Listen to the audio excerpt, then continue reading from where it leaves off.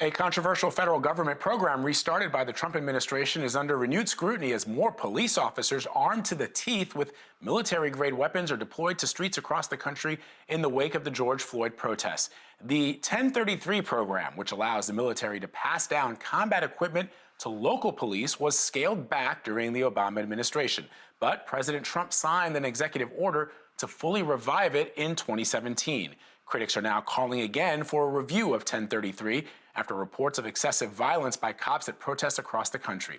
CBS News Money Watch senior reporter Stephen Gandel joins us now to give us an overview of this program. So, Stephen, help break this down for us. Exactly what is the 1033 program?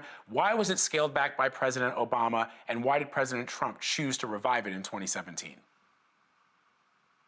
It's a 3-decade-old program. What it does is it allows local police departments and also federal agencies to apply to get excess military equipment that was either used and no longer used or was never used, and they can get that for the purposes of police enforcement. And what you see when you look through the records, which is what we did, is you do see a lot of ballpoint pens, you see, and desks and tents, but you also see a lot of semi-automatic weapons, and you see tanks and you see some helicopters going to local police departments. And what critics say is that this type of equipment was never meant for police use. And when you put it into the hands of police, it turns the forces into paramilitary groups and not agencies that are supposed to be protecting citizens. To sort of remind people, there was kind of like a bit of a perfect storm in terms of the availability of the surplus military stuff and additional funds made available to police departments post 9/11, Homeland Security money. So suddenly very many police departments found themselves flush with money and able to get the surplus military stuff at sort of bargain basement prices. But the question I have to you is, along with the military equipment, was training provided for these local police departments who found themselves with an armored vehicle? There is no training required with this program, right? So the federal agency that runs it, they approve each grant. So what they say is they police it. They look to see whether the police department has the ability to train its officers. But once the equipment is transferred from the military to the local police departments, they wash their hands of it. It is up to the police departments to train their own people. And there are some programs that are transferred through this program, training programs that the military didn't use, but generally they get this equipment. And one of the ones we saw was a town, Patterson in Georgia. It's a population of 700, and they got $1 million combat training unit. So, I guess that's training, but what are we training them for? Mm-hmm. That's the question that I have, Stephen, which is a couple of things. Crime in this country, all the statistics show that crime has gone down all across the United States compared to where it was 20 or 30 years ago. So the question becomes, as crime has gone down, I mean, and I've asked this before, right?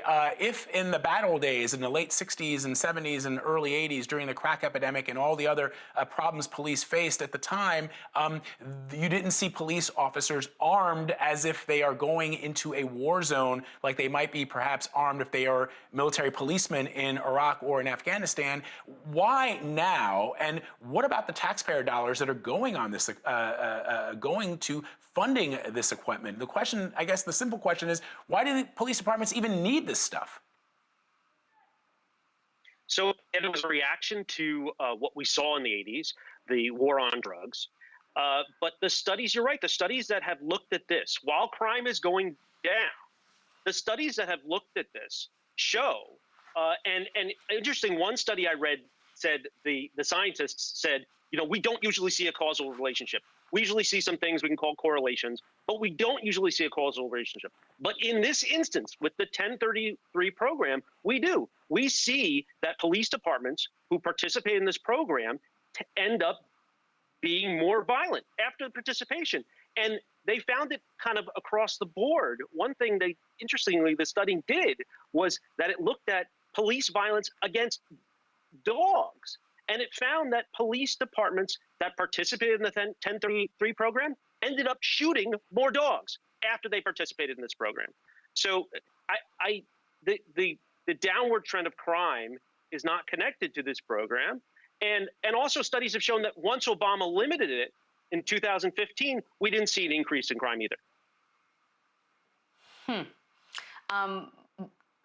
So, I mean, I remember having this conversation during the riots and the protests in Ferguson, right? And the Obama administration's decision was a direct reaction to that. And I think it was illuminating to many of us how these local police forces ended up with this military stuff. But obviously, even if lawmakers were able to limit or reduce or roll back the 1033 program, all this military equipment is still out there. Is there, I guess I'm sort of asking, is there a way to undo it at this point? Well, I don't think we can undo it, right? I mean, unless the Congress could pass a law that said police forces can't use particular types of weapons, or there has to be some strict rules, right? We don't have that. As the federal government basically washes their hands of it. And if you go on the federal government's website and you look at some of the uses of this, they have a kind of oddly, they have a picture of a police force in a small town in Michigan using a ambush-resistant armored vehicle to tow a car out of a flooded area.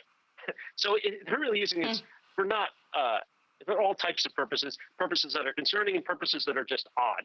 So, but what the Democrats in their bill are looking to do is to limit the types of materials types of weapons, types of equipment that's transferred from the military. Again, we saw a lot of pens and desks and tents. That stuff would still could get reused by police departments, not go into waste.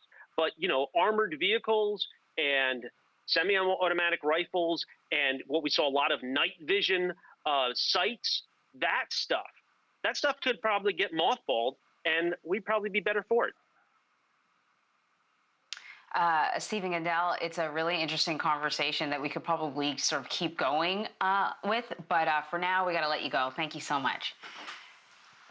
Thanks for having me on.